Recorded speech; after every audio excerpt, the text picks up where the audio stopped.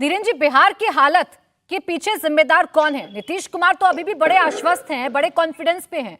वो कह रहे हैं हमने करके दिखाया, हमने जातिगत सर्वे भी करके दिखाया, हमने जो सर्वेक्षण है आर्थिक आधार पर वो भी बताया और सुधारेंगे भी हम।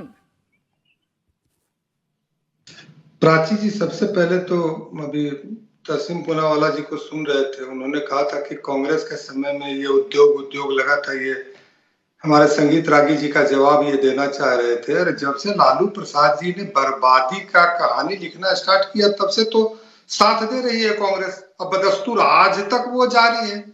तो बिहार को बर्बाद करने में जितना लालू प्रसाद जी का योगदान रहा और कांग्रेस पार्टी का योगदान रहा, अब उसी फेरिस्त को आगे बढ़ाते हुए नीतीश कुमार जी जा रहे हैं। बिना विजन के सरकार चला रहे हैं ये लोग। आज देखिए कि बगल का पड़ोसी राज्य उड़ीसा सबसे गरीब माना जाता था। ये पर कैपिटा इनकम आज हमारा बिहार का सबसे कम हो गया। हमसे बेहतर स्थिति में उड़ीसा चला गया है। ये कौन सा सुधार का तैयार तरकीब निकाल रहे हैं? केवल अगर आरक्षण दे देने से अगर स्थितियां सुधर जाती तो अभी आपने पिछड़े वर्ग में बताया यादवों की, या एक परिवार ही सिर्फ इसमें अमीर बनता गया, बाकी यादवों की गरीबी कैसे पड़ी? तो ये किसी के प्रति नहीं गंभीर है। मैं मान सकता हूं कि अगड़े जातियों में से उनके नेतृत्व करने का मौका नहीं मिला, शायद अवसर देने में भी कोई कोताही रही होगी, लेकिन पिछड़े में ही जिनकी अपनी सरकार हो, जिनके अपने मुख्यमंत्री हो, उनमें भी अगर गरीबी बढ़ रही है तो ये तो बहुत बड़ी विडंबना है ना। और इसके लिए तीनों लोग जिम्मेवार हैं। कांग्रेस बैठ के मलाई चाट रही थी साथ साथ में, नीतीश कुमार जी आए तो फिर तो बीजेपी को जिम्मेदार नहीं मानते हैं धीरेन्द्र जी? क्या बीजेपी को आप बिल्कुल एकदम क्लीन चिट दे देंगे कि जो कुछ हुआ बीजेपी तो सिर्फ आंख बंद करके देखती रही, भोली भाली पार्टी थी, कुछ कर नहीं पाई? नहीं, भोली भाली पार्टी नहीं है, तो सबसे विजनरी पार्टी है। मैं कहाँ कह रहा हूँ कि बीजेपी अबोध पार्टी है। आज बिहार में अगर कहीं भी कुछ विकास नाम का बी भी दिख रहा है तो उसमें कहीं ना कहीं भारतीय जनता पार्टी का योगदान रहा है। इसके बाद वो नीतीश कुमार जी बीच बीच में डिरेल होते चले गए। हर एक जातियों की स्थिति देख लीजिए। मैं किसी एक पर नहीं कह रहा हूँ कि इसके साथ भेदभाव हुआ है। मुझे तो आश्चर्य तब होता है। गठबंधन की सरकार चलाने का मतलब क्या है? एक साथी अगर आपका भटक रहा है तो हाथ पकड़ के उसे लाना होगा ना कि हम क्यों साथ आए हैं। इतने दिन तो आप लोग गठबंधन में रहे ना साथ में, भटके हुए को रास्ता क्यों नहीं दिखाया?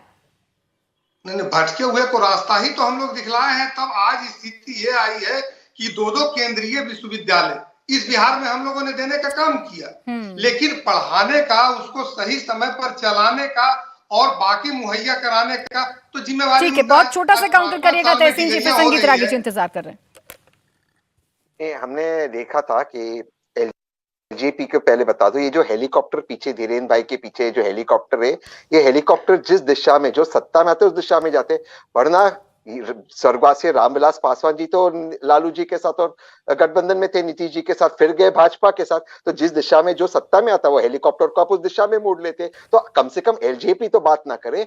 और हमने देखा माननीय प्रधानमंत्री जी ने कहा बिहार के अंदर मैंने एम्स दिया, और फिर इंडिया टीवी ने विजुअल्स दिखाए एम्स के, सिर्फ जमीन थी। तो भाजपा ने सिर्फ बिहार को ठगने का काम किया है और ठगने के सिवा और कुछ नहीं किया है। सारे घोटालों में आपने तो लूटने का काम किया।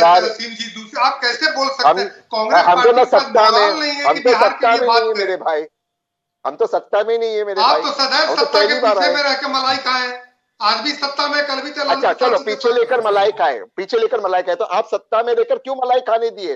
तो दोष आपका है कि जो मलाई खा रहा है? आप तो सत्ता में मलाई खाने से रोकते हैं, करके तो जेल के दरवाजे पर नहीं हो सकती ना। कौन गया कांग्रेस का जेल में, बता दो बिहार में? ये देखिए बातें करना, ये टीवी दो तरफ की बात नहीं हो सकती। सत्ता में कौन थे? हेलीकॉप्टर किस दिशा में जा रहा था? हेलीकॉप्टर वो दोनों के लेकिन तहसीन पूनावाला जी, सरकार नीतीश कुमार की है, चेहरा नीतीश कुमार का है, और वो नीतीश कुमार को आप अलग करके सीधा भारतीय जनता पार्टी पर उंगली उठाएंगे तो सवाल तो आपसे भी पूछे जाएंगे ना कि मुख्यमंत्री की कोई जिम्मेदारी होती है या नहीं होती है।